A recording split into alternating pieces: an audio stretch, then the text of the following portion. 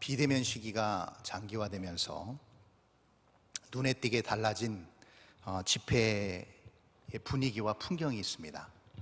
그것은 교회가 많이 조용해졌다는 겁니다. 아무래도 비대면이다 보니까 주중에도 교회에 내왕하는 성도들이 급감한 이유도 있겠지만, 대면 예배로 예배를 드릴 때도 아무래도 마스크를 끼고 또 정부의 방역 지침을 따르다 보니까 아무래도 크게 찬양을 부른다든지 또 옛날처럼 목청껏 주여 삼창을 하고 통성으로 기도하는 것에 대한 많은 제약이 있다 보니까 그런 예배나 집회나 기도회의 분위기가 예전과 같지 않게 조용하게 진행되는 것을 우리는 경험하고 있습니다. 그런데 일각에서는 이러한 분위기와 이러한 흐름들을 많이 걱정하고 있습니다. 왜냐하면 이렇게 가다가는 마치 기독교의 이 개신교의 예배가 가톨릭처럼 미사나 혹은 관상기도처럼 있는 듯 없는 듯 하는 둥 마는 둥 하는 그런 조용한 형태로 고착될까봐 거기에 대한 큰 우려를 가지고 계신 분들이 많습니다. 물론 저도 그렇게 우려하는 한 사람입니다. 굉장히 왕성하게 사역했고 그렇게 예배에 참석했던, 또 그렇게 은혜를 받았던 그런 은혜의 세대인 우리가 이렇게 예배 드리는 것이 여간 답답하지 않을 수 없습니다. 그런데 한 가지 우리가 다시금 이러한 상황을 통해서 우리 스스로를 진단해 볼 필요가 있습니다. 그것은 무엇이냐면, 대부분의 성령의 부으심, 또 성령의 은혜의 역사, 이런 것들을 마치 성령이 부어지면, 물론 성령의 역사 때문에 역동성을 가지고 신앙생활을 하지만, 그리고 그러한 분위기로 사실은 우리가 은혜를 받기도 하지만, 그러나 인위적으로 큰 음악과 큰 찬양과 감정을 고조시키는 그런 분위기로만 예배를 국한시켜 버린다면, 그런 편중된 방법으로만 은혜의 방편을 그렇게만 생각한다면 이것은 잘못된 것 아니겠는가 하는 생각이 듭니다. 그리고 너무 인위적으로 그렇게 하다 보니 물론 감격도 있고 감동도 있지만, 어느 때는 이것이 내 감정인지 아니면 성령 하나님께서 주시는 은혜의 물결인지를 가늠하고 분간하기조차 힘든 그런 때가 있는 것이 사실입니다. 특별히 그도 그럴 것이, 이런 성령의 임재와 부으심으로 인한 이 역동성이, 이것이 일반적이거나 또 우리가 평소에 느끼지 못하는 큰 감격과 삶을 송두리째 뒤바꿔 버릴 만한 대격변이기 때문에 그렇습니다. 그래서 이러한 성령의 세례와 성령의 기름 부으심을 경험한 저와 여러분들이 이 부분에서 다 공감하시고 경험한 바가 있으실 것입니다. 그도 그럴 것이, 오늘 본문이 처음으로 구약 성경에서 성령이 만민에게 부어질 때에 나오는 현상을 이렇게 기록했을 때, 이 정말 일반적이지 않고 정말 초자연적인 이런 역사와 능력을 요엘 선지자가 예언했을 때, 이것은 절대 우리가 일반적으로 평범하게 느낄 수 없는 것이기 때문에 이러한 기이한 역동성의 근거에서 이렇게 조용하게 계속 예배드리면서 가는 것이 과연 맞는가 하는 불안감이 우리에게 있는 것이죠. 그런데 여기서 한 가지 드는 의문이 있습니다. 자, 그런 역동성이 있는 것은 좋은데, 우리가 이미 성령을 받았고 성령의 충만함을 우리가 바라고 간구할 때, 과연 그러면 우리가 이미 성령 세례를 받았다고 했을 때 오늘 요엘 선지자가 기록한 이 예언의 이 능력을 과연 성령 세례를 받은 우리는 하고 있는가? 여기 우리 노랫말 가사, 찬양의 가사에도 많이 나타나 있는, 그렇죠? 어린이들은 꿈을 꾸고 늙은이들은 환상을 보고, 그렇죠? 남종과 여종도 환상을 보고, 세대를 초월해서 만민에게 성령 하나님께서 부어주실 때 그들이 놀라운 일을 행하는 이것, 성령을 받은 사람은 누구도 예외 없이 이것을 한다고 했는데 과연 우리가 이것을 하고 있는가? 이런 능력이 우리 안에 있는가? 이런 중대한 의문을 갖게 한다는 것입니다. 여기에 대한 답을 우리는 사도행전 2장에서 찾을 수 있습니다. 성령님은 삼위일체 하나님이십니다. 그러기에 그분은 태초부터 이 우주 만물을 창조하는 데 동참하셨습니다.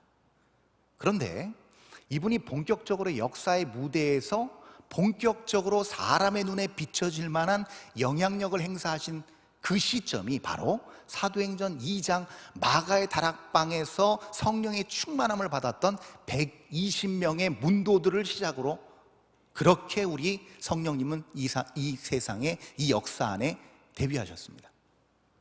그래서 사도행전 2장은 매우 중요합니다.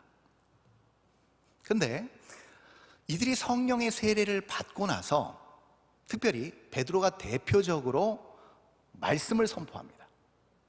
근데 이 말씀을 선포했을 때 사람들이 굉장히 기이하게 여기면서 심지어 이렇게까지 조롱 섞인 어조로 얘기합니다. 이 대낮에, 이 아침 9시에 세술에 취했다라고 할 만큼 그들의 행동이, 그들의 말이 범상치 않았음을 사도행전 2장은 우리에게 잘 얘기해 주고 있습니다. 그래서 베드로가 그러면 성령의 세례를 받고 나서 그가 무슨 말을 했는가? 바로 처음 군중들에게 한 말, 처음 군중들에게 선포한 그 내용은 사도행전 2장 16절에서 21절까지의 내용입니다. 그 2장 16절에서 21절까지의 내용이 어떤 내용인가? 바로 오늘 우리가 읽은 본문 요엘 선지자의 예언의 말씀이었습니다. 전혀 틀리지 않고 그대로 얘기했습니다, 이 예언의 말씀을. 그런데 이 예언의 말씀을 베드로가 이것이 성취된 것처럼 얘기했는데, 의아한 것은 이런 놀라운 능력, 초자연적인 기사와 역사가 과연 성령을 받은 그 11명의 제자들에게 나타났는가 하는가? 나타났는가? 그들이 그런 능력을 당시에 행했는가? 그렇지 않았습니다. 그들이 엄청나게 기적을 행한 것도 아니고, 그들이 성령을 받았을 때 땅에 지각병동이 일어날 만큼 해와 달이 핏빛으로 변하거나 피와 불과 연기 기둥이 나오지도 않았습니다. 그냥 평범한 오순절 그 다음에 평범한 아침 오전 9시였습니다. 그런데 그들에게 변화가 있었던 단 한 가지가 있었습니다. 그것이 무엇인가? 우리 한번 보겠습니다. 사도행전 2장 3절과 4절입니다.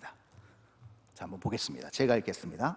마치 불의 혀처럼 갈라지는 것들이 그들에게 보여 각 사람 위에 하나씩 임하여 있더니 그들이 다 성령의 충만함을 받고 성령이 말하게 하심을 따라 다른 언어들로 말하기를 시작하니라. 그가 성령을 받고 제일 먼저 했던 게 무엇이냐면 바로 이겁니다. 성령 하나님께서 무엇인가를 말하게 하셨는데 이것을 담대하게 말했습니다. 그런데 놀라운 사실은 그때 이제 오순절이었습니다. 오순절은 유대인들에게 있어서 굉장히 중요한 명절이자 절기였습니다. 종교 공동체로 규합된 유대민족에게 있어서 종교의 절기는 너무나도 중요합니다. 그래서 예루살렘 지경을 넘어서, 국경을 넘어서 원근 각지를 망라해서 모든 유대인들이 예루살렘으로 집결을 했습니다. 그렇게 무수한 유대인들이, 각 곳에 흩어져 있던 디아스포라 유대인들이 한 곳으로 모여 있었던 그때 이 베드로를 포함한 제자들이 말을 했을 때 이 말이 그들에게 다 이해가 되고 정확하게 들렸습니다. 이 말이 무슨 말이냐면, 그 당시 디아스포라 유대인들은 유대 땅에서 태어난 사람들이 아니었습니다. 거긴 바울도 포함되겠죠. 바울도 사실은 유대 땅이 고향이 아닙니다. 유대 밖에 이방 땅이 고향인 사람들입니다. 그런 무수한 사람들에게 있어서 그들에게 익숙한 언어는 유대 사람들이 쓰는 모국어인 히브리어가 아닌 그 지방과 그 지역에서 쓰는 그들의 공용어였습니다. 근데 그 공용어를 갈릴리에서 어떤 학술적인 언어적인 교육을 한 번도 받아보지 못한 가난하고 비천한 어부들이 너무나도 유창하고 자유자재로 얘기하는 것을 듣고 놀란 것입니다. 예를 들어서 이거겠죠. 평생 이 번동을 떠나지 않은 어떤 분이 설교를 하는데 수많은 외국에서 온 이민자들이 앉아있고 한국말 서투른 2세들이 앉아있는 그 상황에서 한국말로 했는데 자기는 한국말로 했을지 모르지만 들리는 모두에게는 동시통역으로 나간 것과 똑같은 얘기입니다. 기이하고 놀라운 일이 벌어진 것이죠. 이게 어떻게 가능했을까? 이것은요, 다른 게 아니고 이게 과연 베드로 스스로의 능력이었는가? 아닙니다. 그럴 리가 없죠. 이것을 우리가 분명히 알 수 있는 것은 무엇이냐면 바로 좀 전에 읽었던 베드로가 성령께 받아 말한 것이기 때문에 그렇습니다. 그렇기 때문에 이렇게 할 수 있었고, 그 말씀에 귀 기울였던 모든 사람들이 그 말을 전혀 왜곡되지 않게 정확하게 알아들을 수 있었습니다. 그렇다면 베드로는 도대체 무엇을 보았기에 성령의 충만한 은혜의 역사로 그는 무슨 말을 성령님으로부터 들었기에 이런 말을 할 수 있었으며, 그리고 그것을 어떻게 무수한 다문화권에 있는 사람들이 그 말을 다 알아들을 수 있었을까 하는 것입니다. 그것이, 그 실마리가 바로 오늘 우리가 읽은 본문 첫 절 28절을 보면 나타나 있습니다. 우리 본문 첫 절 28절을 제가 읽겠습니다. 그 후에 내가 내 영을 만민에게 부어주리니 너희 자녀들이 장래일을 말할 것이며 너희 늙은이는 꿈을 꾸며 너희 젊은이는 이상을 볼 것이며, 이렇게 나타나 있는데 제가 색깔로 칠해놨습니다. 처음 장래일을 말할 것이고 꿈을 꿀 것이고 이상을 볼 것이다. 바로 이것입니다. 장래일을 말하고 꿈을 꾸고 이상을 보았기 때문에 베드로가 이 말을 했다는 것이죠. 자, 이 말은 무슨 말이냐면, 그러면 성령이 임하시면 동일하게 그 옛날이나 지금도 동일한 성령 하나님이시기에 그 성령 하나님의 임재와 충만한 역사가 있다면 우리도 동일하게 장래일과 꿈을 꾸고 이상을 보게 된다는 동일한 원리를 우리는 발견하게 됩니다. 그렇죠? 그러면 베드로가 이 본 것을 그가 설명했는데, 사도행전 2장 21절까지 요엘의 이 예언을 선포한 다음에 이어서 21절부터 40절까지 베드로가 설교를 하기 시작합니다. 장래일, 꾼 꿈, 본 이상을 가지고 설교를 합니다. 근데 그 설교의 내용이 장황한데 제가 두 글자로 줄여서 말씀드릴 수 있습니다. 그 베드로의 설교의 논지, 핵심 무엇인가? 두 글자로 바로 복음입니다. 베드로가 22절부터 40절까지 말한 그 모든 내용은 바로 복음입니다. 하나님께서 우리를 사랑하셔서 독생자 예수 그리스도를 보내주시고 그분이 십자가를 지셨고 부활하셨고 생명 주셨고 승천하셔서 하나님 오른편에 앉아 계시다는 사실, 복음입니다. 이것을 베드로가 성령 세례와 무관하게 사실은 이미 알았습니다. 맞죠? 베드로는 이미 3년 전에 그물 깃다가 예수님으로부터 제자로 임명받았습니다. 그리고 그 이후부터 베드로는 3년 동안 예수님과 함께 동고동락을 하고, 동고동락했을 뿐만 아니고 예수님의 복음, 예수님의 실제적인 사역을 직접 곁에서 경험한 사람이 베드로입니다. 누구보다도 알고 있었습니다. 십자가와 부활과 승천에 대해서 다 알고 있었습니다. 그런데 그런 베드로가 예수님께서 잡히시고 나서 부활하셨음에도 불구하고 그는 숨어 있었습니다. 담대하게 나서서 이렇게 목숨을 불사하고 설교할 수 없었습니다. 그런데 그가 아무 말 못하고 있다가 그와는 완전히 상반된 전혀 다른 분위기로 담대하게 복음을 그 수많은 사람들 앞에서 증거하고 선포할 수 있었던 이유가 무엇이었을까? 이에 대해서 제 짤막한 제 경험담을 같이 나누고자 하는데요. 제가 이민 가방 하나 들고 혼자 한국으로 다시 17년 만에 귀국을 했습니다. 그리고 교회에서 이제 의식주를 해결하면서 사역을 시작했어요. 그런데 그때 이제 부활절 가까운 날이었던 걸로 기억하는데 교회에서 예배 때 성찬식을 했습니다. 여기 계신 분들 대부분 성찬식을 다 해보셨을 것입니다. 여의 때와 마찬가지로 조그만 빵 하나 그리고 작은 잔에 담긴 포도주를 마셨습니다. 그때까지만 해도 전혀 다른 여타 성찬식과 다를 게 없었습니다. 그런데 어느 순간 제 마음 중심에 선명하게 뭔가가 그려지는 것을 경험했습니다. 형언할 수 없는 무엇인가가 제 마음 중심에 아로새겨지는 것을 경험했는데 주체할 수가 없었습니다. 그것은 무엇이냐? 성찬을 왜 해야 되는지, 성찬의 의미가 무엇인지, 예수님의 그 살과 예수님의 그 피가 나와 무슨 상관이 있는지를 정확하게 선명하게 보여주셨습니다. 그 십자가상에서 물과 피를 다 쏟으시는 예수님의 마음이 그대로 전달됐고요.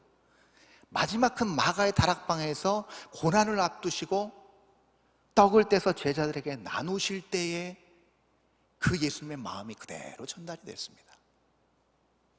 이랬을 때 저의 반응이 어떻겠습니까? 두 눈에서 흐르는 눈물을 주체할 수가 없었습니다. 그래서 그래도 명색이 전도사인데 창피하잖아요. 그래서 재빨리 그 자리를 떠나서 황급히 집으로 왔는데 오면서 생각했습니다. 도대체 이게 어떻게 가능한 것일까? 무수한 성찬 예식에 참석했지만 어찌 오늘 같은 일이 가능한 것일까? 라는 물음을 하나님께 드렸을 때 그때 선명하게 하나님께서 주시는 말씀이 있었습니다. 그 말씀이 바로 요한복음 16장 13절이었습니다. 한번 띄워주시겠습니까? 이렇게 나타나 있죠. 요한복음 16장 13절. 그러나 진리의 성령이 오시면 그가 너희를 모든 진리 가운데로 인도하시리니 그가 스스로 말하지 않고 오직 들은 것을 말하며 장래일을 너희에게 알리시리라. 바로 이 말씀이었습니다.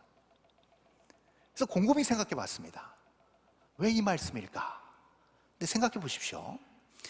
예수님께서 십자가 지시던 그날 수많은 사람들이 예수님의 고난을 목격했습니다. 그리고 예수님께서 부활하시고 나서 40일 동안 이 땅에 계시면서 많은 사람들이 예수님을 만났습니다. 심지어 예수님이 구름 사이로 승천하실 때도 바울의 증언에 따르면 500여 명이 바울 시대에도 살아있었다고 얘기합니다. 그만큼 수많은 증인들이 있었다는 것이죠. 그런데 그 증인들이 지금 우리 곁에 남아 있습니까? 없습니다. 우리 곁에 없습니다. 그 증언을 우리에게 해줄 수 없습니다. 그런데 유일한 증언자가 아직도 시퍼렇게 살아계신 분이 계십니다. 누굽니까? 바로 성령님이시라는 것이죠. 그래서 예수님께서 보혜사 성령님을 소개하실 때 이렇게 소개하신 것입니다. 내가 가면 보혜사 성령님이 오실 것인데 그때 그가 그의 것을 가지고 얘기하는 것이 아니고 나의 것을 가지고 너에게 정확하게 알려주실 것이다. 그때 알았습니다. 그러면서 뒤에 있는 장래일을 너희에게 알리시리라는 말이 이해가 됐습니다. 여러분, 여기서 장래일이라는 말은요, 단순히 그냥 아직 겪어보지 못한 미래에 있을 일을 얘기하는 게 아닙니다. 거기에 국한되어 있지 않습니다. 이 장래일이라는 말이 이 원뜻 안에 포함된 내용은요, 오다라는 뜻도 되지만 가다라는 뜻도 됩니다. 그러니까 이 용법과 이 시제는요, 결국 정확하게 얘기하면 시간을 초월한 일을 알리시겠다는 얘기입니다. 자, 그렇다면 우리는 2000년 전에 골고다에 간 적이 없습니다. 예수님을 직접 육적으로 만난 적도 없습니다. 그런데 성령의 충만한 임재와 역사가 오는 순간 성령님은 우리를 그 골고다 현장으로 데려가십니다. 안식 후 첫날 부활의 그 돌무덤, 그 열린 돌무덤 현장으로 우리를 데려가십니다. 그리고 정확하게 증언하십니다. 그래서 저와 여러분이 이 자리에 있는 겁니다. 여러분, 우리가 보통 어떤 현상, 어떤 사람, 어떤 일을 우리는 보통 우리의 감각기관을 통해서 인지합니다. 오감이라고 하죠. 그 오감을 통해서 우리는 인지합니다. 그래서 그 감각기관을 통해 수집된 모든 정보를 우리는 마음속에 한 이미지로 만듭니다. 근데 그 이미지는 그냥 그 이미지로 남는 것이 아니고 우리가 무수한 세월 동안 경험했던 경험과 지식과 우리만의 지혜로 그 모든 이미지를 채로 거릅니다. 채로 거르게 되면 그 채로 걸러진 산물, 결과물이 하나 나오는데 우리는 그 결과물을 믿습니다. 그래서 여기 있는 예를 들어서 오하노 목사를 지금 여러분들은 여러분의 감각으로 오하노 목사에 대한 이미지와 목소리와 성향과 이런 거를 다 정보로, 감각적 정보로 지금 이렇게 이미지로 만들고 계십니다.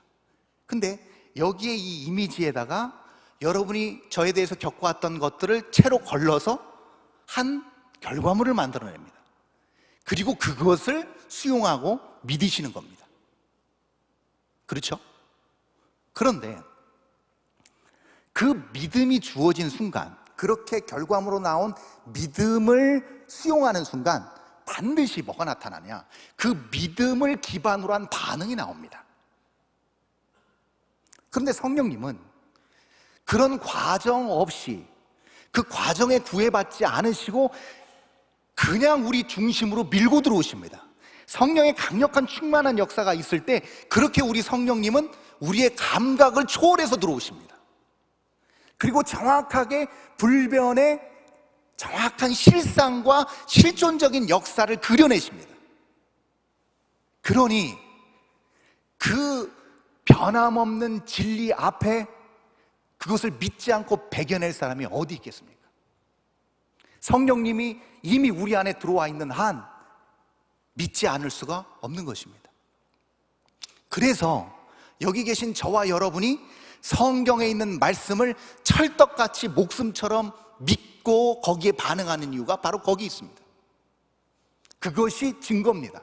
우리가 성령을 받았다는 전형적인 증거인 것이죠. 성경의 모든 말씀을 믿는 것. 왜요? 성경의 저자는 성령 하나님이시기 때문에 그렇습니다.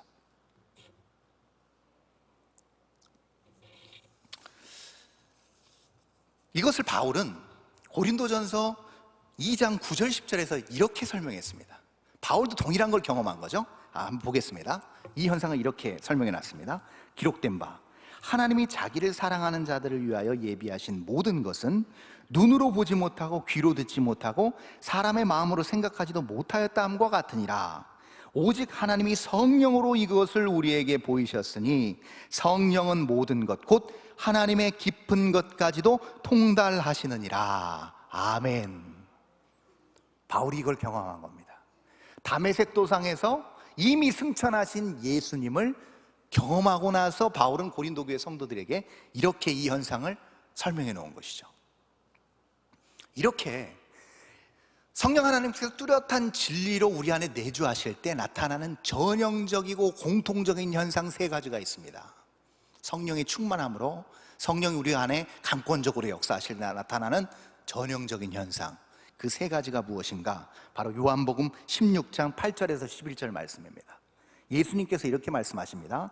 그가 와서 죄에 대하여, 의에 대하여, 심판에 대하여 세상을 책망하시리라. 죄에 대하여라 함은 그들이 나를 믿지 아니하며, 의에 대하여라 함은 내가 아버지께로 가니 너희가 다시 나를 보지 못하며, 심판에 대하여라 함은 이 세상 임금이 심판을 받았음이라. 이렇게 예수님께서 성령 하나님의 역사와 사역을 소개하십니다. 그런데 여기서 중요한, 의에 대하여라 함은 하고 설명하실 때, 의에 대하여서 내가 아버지께로 가기 때문에 너희가 나를 보지 못함이 바로 성령께서 의를 드러내시는 거다, 이렇게 표현합니다. 이게 도대체 무슨 뜻일까요? 굉장히 이 부분에서 이 세 가지 중에서 중요한 것인데요, 여러분, 이것과 같습니다. 그 옛날에 유대인들이 예수님을 어떻게 평가했는가? 유대인들 대다수는요, 예수님을 죄인으로 평가했습니다. 그러기에 예수님은 신성 모독한 죄인이기 때문에 십자가에서 죽어도 싸다고 생각했습니다. 마땅한 형벌이라고 생각했습니다. 그리고 자기들은 의롭다고 생각했습니다. 왜요? 모세의 율법을 철저하게 지키는 의로운 자들이라고 생각했습니다. 그런데 성령이 내주하셔서 역사하시는 순간 무엇을 보여주신다고요? 너희들이 다 틀렸다는 겁니다. 너희들 전체가 다 의인 아니라고 얘기하시는 거고, 예수님께서 결국은 지옥이 아닌 하나님 곁으로 그 우편에 앉아 계시다는 것을 알려주신다는 겁니다. 즉, 의로우신 분은 단 한 분 예수 그리스도밖에 없다라고 성령님께서 알려주십니다. 그러면 뭐가 생기는가? 예수 그리스도를 중심으로 한 선명하고 뚜렷한 기준이 우리 안에 들어서게 됩니다. 아무리 정직하게 살고 남한테 피해주지 않고 모든 사람들이 다 법 없이 살아도 될 만한 사람이라는 인정을 받았음에도 불구하고 그가 의인이 될 수 없는 이유가 바로 여기에 있습니다. 그래서 바울도 역시 마찬가지로 의인은 없나니 이 세상에 그 하나도 존재하지 않는다고 얘기한 것이 바로 바울을 포함해서 우리 모두를 포함해서 그렇습니다. 그러니 예수 그리스도만이 유일한 의로운 존재이시고 그 의로우신 분을 기준으로 내 심령을 봤을 때 뭐가 보일까요? 덕지덕지 추하고 더러운 죄악이 그제서야 보이기 시작합니다. 그러므로 성령을 받지 못하면 절대로 내면 깊숙이 뿌리 박힌 죄를 발견해낼 재간이 그래서 없는 겁니다. 그러니 죄를 용서받고 심판을 피할 수도 없는 것이죠. 그래서 이 세 가지, 죄, 의, 심판은 하나로 통합적으로 연결되어 있습니다. 예수님의 기준으로 죄가 보이고 이 죄 때문에 결국은 심판을 받을 수밖에 없는 죄덩어리인 내 자신을 발견하게 된다는 겁니다. 그래서 여러분, 18세기 중엽부터 20세기 중엽까지 약 200여 년 동안 지구촌 방방곡곡에서 수많은 성령의 역사가 일어났었습니다. 영국에서, 웨일즈에서, 아일랜드에서, 미국 북동부의 뉴 잉글랜드에서, 그리고 서부의 아주사에서, 그리고 저기 대륙을 건너 인도의 아쌈 지역에서, 심지어 1907년 한반도의 평양에서 대부흥 운동까지, 그리고 20세기 중엽의 80년대 빌리그램을 위시로 한 전국을 휩들었던 성령의 바람, 그 모든 성령의 바람과 역사와 부흥의 현장에서 나타난 동일한 현상이 무엇이었을까요? 200여 년 동안 그것은 철저한 자기 죄에 대한 고백이었습니다.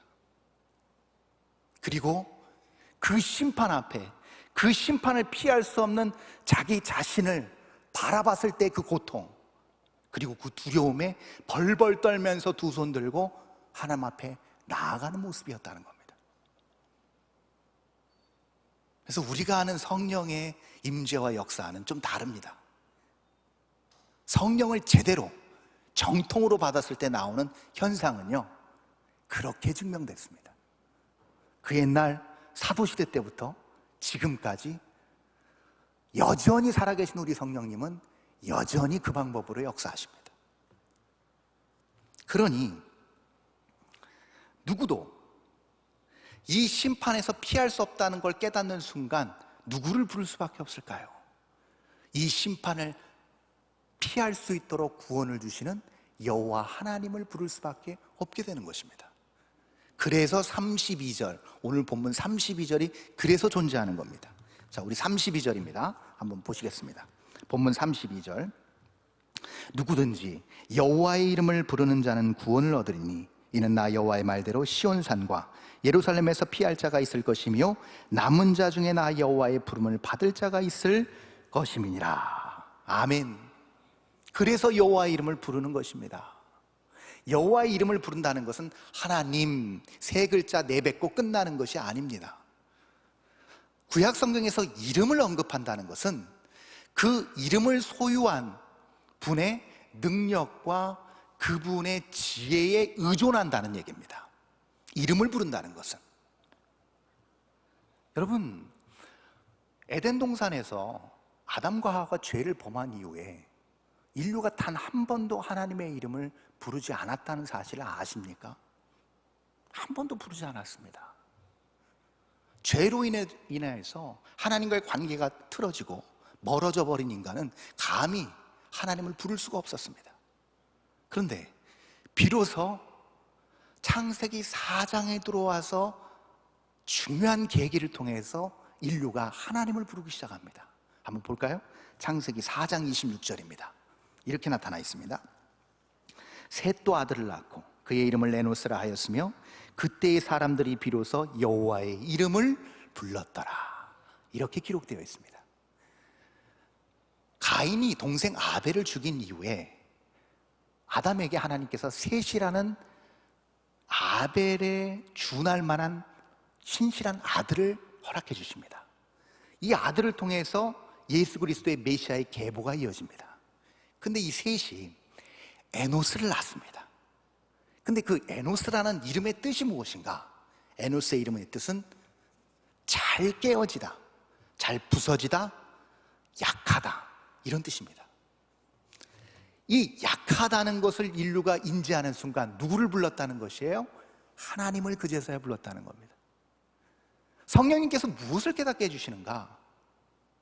완호야, 너는 절대 사망을 초월할 수 없단다. 너는 절대 네 스스로 너에게 붙어있는 그 수많은 죄악과 약점을 네 스스로 초월할 수 없을 것이다 라고 알려주신다는 겁니다.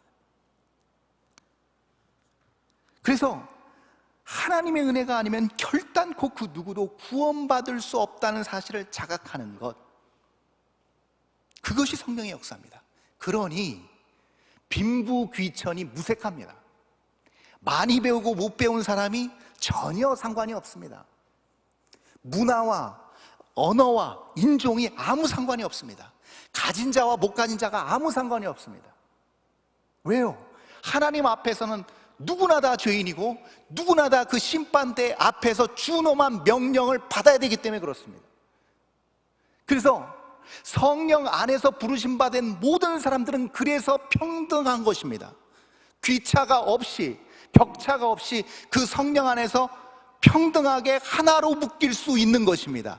그것이 가시적으로 드러난 공동체가 바로 교회입니다. 교회.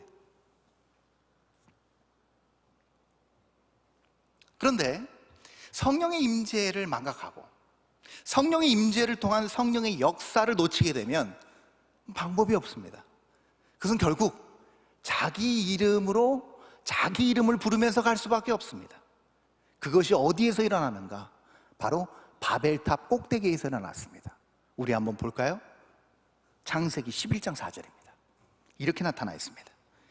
말하되 자 성읍과 탑을 건설하여 그 탑 꼭대기를 하늘에 닿게 하여 우리 이름을 내고 온 지면에 흩어짐을 면하자 하였더니, 이렇게 기록되어 있습니다. 누구의 이름을 내기 위해서 모였습니까? 하나님의 이름을 부르지 않습니다. 자기의 이름을 내기 위해서 모입니다. 이 말은 자기의 능력과 자기의 경험과 자기의 지혜를 모아서 하나님까지 도달해 보자는 인간의 교만입니다. 그래서 차곡차곡 자기의 경륜을 쌓습니다. 자기의 커리를 쌓습니다. 자기의 지식을 쌓습니다. 그리고 하나님까지 가려고 도전합니다. 그러면서 얘기합니다. 우리 연합하자고, 우리 야합하자고, 우리 전략적으로 동거하자고 얘기합니다. 그러나 우리는 너무나도 잘 알고 있습니다. 결코 그 동거와 결코 그 연합과 결코 그 전략적 이해관계는 영원할 수 없습니다. 조금이라도 갈등이 생기면, 조금이라도 의견이 부딪히면 바로 갈라지는 것입니다. 평생을 같이 살겠다고 머리가 검은 머리가 팥불이 되도록 살겠다고 만인 앞에서 공포했음에도 불구하고 단지 성격 차이라는 이유 하나만으로 남보다도 못한 관계를 유지하며 살아가는 사람이 무지하게 많습니다. 무수하게 많습니다. 이 세상에. 그게 다 무엇입니까? 자기 이름을 내기 위한 삶을 살기 때문에 그렇습니다. 그러므로 그러한 갈등과 그러한 분쟁과 그로 야기되는 수많은 문제와 고통은 그래서 우리의 삶 가운데서 절대 떠날 수가 없는 겁니다. 그래서 우리 삶 곳곳에서 깊숙이 배어 있는 것입니다. 우리 가정과 우리 일터와 심지어 교회 안까지 그런 것들이 깊이 박혀 있는 것이죠. 그래서 심판은 필연적인 것이죠. 본문 30절과 31절이 그걸 얘기해 줍니다. 우리 한번 보겠습니다. 본문 30절과 31절 이렇게 나타나 있습니다. 내가 이적을 하늘과 땅에 베풀리니 곧 피와 불과 연기 기둥이라. 여호와의 크고 두려운 날이 이르기 전에 해가 어두워지고 달이 핏빛같이 변하려니와. 우리는 알고 있습니다. 성령님께서 선명하게 우리에게 알려주셨고 우리는 그것을 믿고 있습니다. 그것은 무엇이냐? 언젠가는 반드시 크고 두려운 하나님의 날이 도래한다는 사실입니다. 그 날에는 이 모든 죄악의 산물들은 멸망의 종지부를 찍게 된다는 사실을 우리는 알고 있습니다. 보았습니다. 그리고 우리는 거기에 반응하는 삶을 살고 있습니다. 그러므로 이 모든 것을 보게 되니 어찌 여전히 죄와 벗하며 살아갈 수 있겠습니까? 이것을 보게 되니 어찌 하나님의 공의롭고 지혜로운 기준인 말씀에 귀를 기울이고 마음을 쏟지 않을 수 있겠습니까? 이것을 보게 되니 언젠가는 심판의 맹렬한 불로 타 없어져 버릴 이 세상의 재물과 부귀 영화를 한낱 배설물로 여기지 않을 수 있겠습니까? 개미는 좁은 그 방바닥을 이 세상의 전부인 것으로 알고 살아갑니다. 그래서 개미에게 있어서 소위 2차원적인 이 평면이 그 개미에게는 이 세상의 전부입니다. 그 이상을 알지 못합니다. 이 개미는. 근데 어느 날 공간의 차원인 3차원을 사는 인간이 그 방에 들어와서 개미 앞에 섭니다. 그러면 개미의 입장에서 3차원을 사는 다른 우등적인 차원을 사는 인간이 하는 모든 일은 개미에게 있어서는 이적과 기사인 겁니다. 그렇게 인간이 개미를 찾아왔습니다. 그런데 거기서 멈추지 않고 이 사람이 개미를 들어서 높이 올립니다.